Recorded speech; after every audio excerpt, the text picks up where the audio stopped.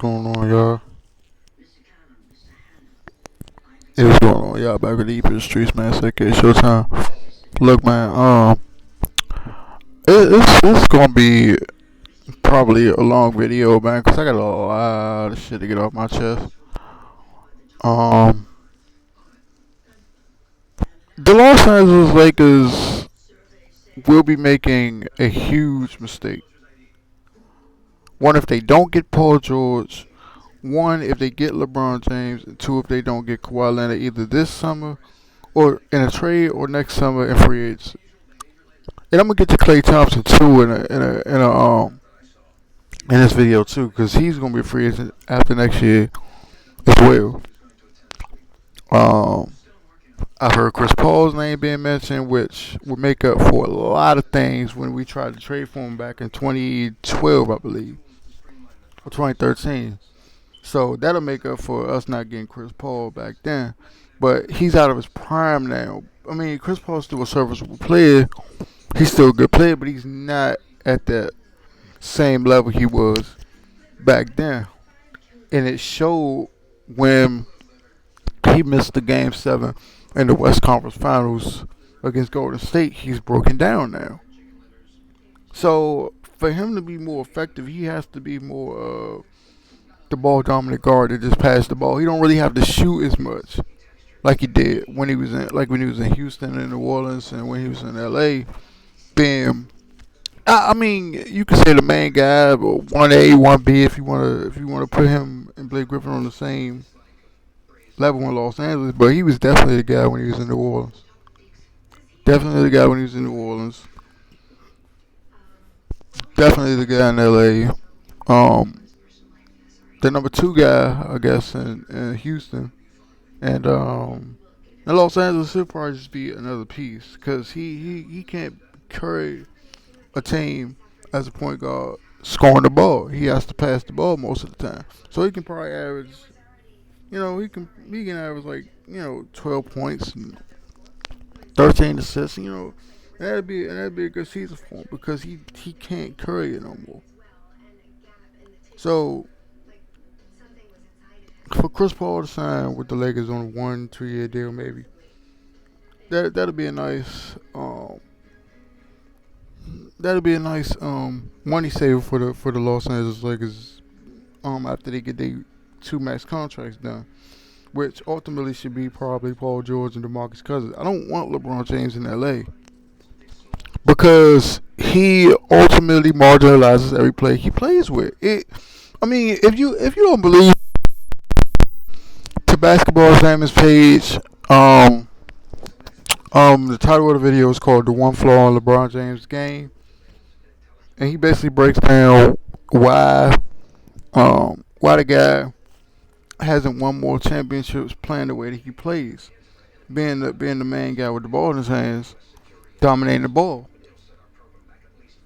Um, and it's basically because the LeBron James system, which everybody knows about, is basically catered around LeBron James, and a lot of things that true ball handlers are supposed to do, he doesn't do. A lot of great ball handlers are also good shooters. Steph is a great shooter. He handles the ball a lot. KD can handle the ball. Damian Lillard can handle the ball. I mean, pretty much 90% of guards in the NBA that handle the ball can shoot at least average.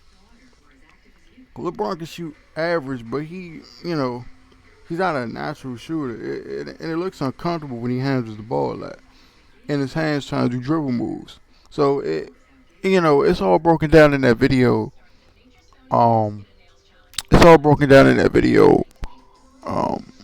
With on Basketball Examiner's page. Young Mustard did a video as well. Now seen a few days ago. On LeBron and his play style and everything else.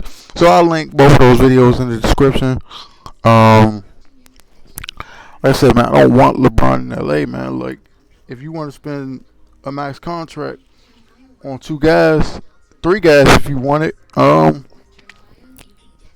try to trade for Kawhi Leonard,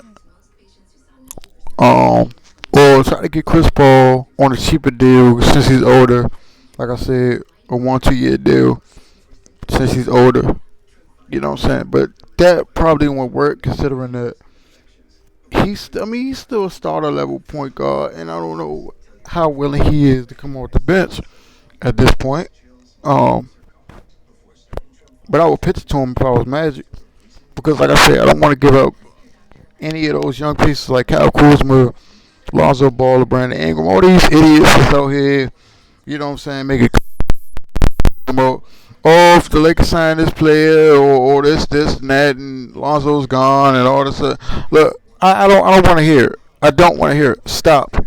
It's it's over. Once once the Lakers sign their two free agents this year, whether it be Paul George or DeMarcus Cousins, and they get somebody either in the trade, you know what I'm saying, or they get somebody on a cheaper deal, like I said, like a Chris Paul or somebody like that. Maybe they go out to Clint Capella. I don't know, but maybe they go out to Trevor Ariza or Eric Gordon or that's on a expiring contract because they need shooting as well. So maybe they go after those type of guys on a cheaper deal. But once they get these two max contracts out of the way, one of which, like I said, should not be LeBron James for obvious reasons that I just said, and other YouTubers have also said. They should be done with this whole LeVar Ball, Lonzo Ball thing. He's not leaving LA. They're not giving up on him. They're gonna ride this shit out at least for another year after this one. And if he improves his shot or at least improves his numbers in his game, um, then that should be it. I'm sorry. I'm tired of making fucking Lonzo Ball videos just because of the shit that his father says on a daily basis. Fuck his father. Like I said, Lonzo Ball is not his daddy. I get it. He making rap videos and, making, rap songs and all that other shit in his spare time and, and stuff like that. But, he's a 20-year-old, bro. They can't even drink yet. You know what I'm saying? I'd rather him be out here making rap videos than be out here, you know what I'm saying, fucking shit up in Hollywood, you know what I'm saying, getting smashed every weekend, you know what I'm saying, at the club every weekend drinking, you know what I'm saying, when he ordering up the drink, and messing his life up. So, you know what I'm saying, let the nigga rap, do what he gotta do. As long as he producing on the court, I don't give a fuck. And the Lakers shouldn't give a fuck. The reason why y'all motherfuckers and the Lakers organization out here worried about Lonzo Ball and worried about LeVar Ball is because you give him the attention. Stop giving him the fucking attention. You don't have to respond. The fuck? It's like, come on, bro. Come on, bro. LeVar Ball is essentially the equivalent to a female. You know what I'm saying? He say a lot of shit. You know what I'm saying? He loud, boisterous. You know what I'm saying? Somewhat arrogant, and he think he always right. And you know what I'm saying? People scream back and they yell back and they say, "Oh, you gotta stop this," and they respond to it. And they get all emotional and shit. Stop responding to this motherfucker. That's what you gotta do. But when you look, man, this challenge him on his points, man. Fuck, his points are ridiculous, and you know what I'm saying, and out of whack. Then just shut the fuck, like just shut the fuck up. Like you're not making no type of sense. You're not making no type of sense. You're not being realistic. You're not doing none of this. Your son ain't Steph Curry. Your son ain't Damian Lillard. Your son ain't Kyrie. Your son ain't John Wall. You know what I'm saying? Your son ain't this. Your son ain't that. You know what I'm saying? It's not on that level yet to where he can, you know what I'm saying, the way you can things that a lot of people thought Alonzo would be bad at And he's actually been good. He was actually good at last season. The rebounding, he's a great rebounding guard. Like I said, Steph Curry is a good rebounding guard. Jason Kidd was a good rebounding guard. Penny Hardaway guard. Kobe was a good rebounding guard, and they were all like six. They were like 6'3" to about 6'7" in height. So they, you know what I'm saying, so they can get up and grab the ball. Russell Westbrook is a good rebounder guard, although his rebounds are kind of manufactured, but he's a good rebounder guard. He can get up there and jump and rebound the ball. Um, his passing is great. Although a lot of people said, "Oh, he's not that great of a passer." Shut up, shut up. Don't know what you're talking about. Don't know what you're talking about. He's a good enough passer. He's a great passer. Like, the guy sees things before it really happens. Like, you have to watch the games in order to see what I see. Like, the guy does pass the ball real good. And in terms of his points, look, his shot will fall. I think he does need to get to the rim a little bit more. But I think a lot of the reason why he didn't get to the rim and get to the free throw line was because he wasn't strong enough. He was 6'6", about 190 pounds. You 190 pounds is 6'6", and you on a big boys league. You're in a grown man's league. You're not going to survive that long. You know what I'm saying? Now that don't excuse him being punked by Patrick Beverly in his first game in Los Angeles, but you know what I'm saying.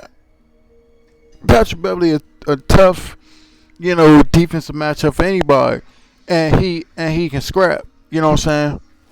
You know what I'm saying? I'm not talking about fighting. I'm talking him being tenacious and him being scrappy and all that other stuff like that. But he's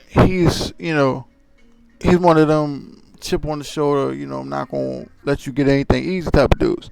So I can understand that. But like I said, I seen a picture of Lonzo Ball, like a before and after pic of him, being bulked up on the beach, with the shirt off and all that other stuff like that. You know what I'm saying? He look good, man. You know what I'm saying? No funny stuff, but he look good or whatever. He look like he got his NBA body now. He look like he gained about 10, 15 pounds, which is what I said. Last about Lonzo's frame. I said, yo, he gotta get his NBA body. That was one thing. That was one of the things that Ball was actually right on. He did need to get his NBA body. He did need to bulk up. You know what I'm saying? He did need to get his core strength together. And that'll actually help with his athleticism a little bit more because he'll be, he'll be able to drive in the lane and take more contact, take more punishment, get to the line, and improve his free throw shooting. His jump shot improved later on as the season progressed. That game against San Antonio, where he hit a lot of about 4 or 5 threes, and he actually hit what turned out to be, I think it was either a shot to tie it or it was a shot to win the game. That essentially won the game because really San Antonio was trying to climb out of the hole at that point. I mean, they kind of made it close, but that essentially won the game at that point with the 1-3 that he took it later in the game with like a minute and 40 some seconds left, I guess. So like I said, man, the free agency period is going to be ridiculous. Like I said, I don't want LeBron James in LA because eventually he's just going to marginalize everybody he plays with. And plus, Kyle Kuzma can play 3 or the 4. Lonzo obviously is the point guard of the future. We need a 2 guard. That's what we need. And Paul George. Paul George played the 2 early in his career, and I think he's actually a better 2 than he is a 3. That's just me. I think he's a better 2 than he is a 3. If y'all disagree, y'all can tell me why. But like I said, man, if it's anybody you need to go out there in free agency, it's DeMarcus Cousins. Even coming off the injury, it's DeMarcus Cousins. Trust me, he's worth it. We need a big man, and we need a 2 guard. So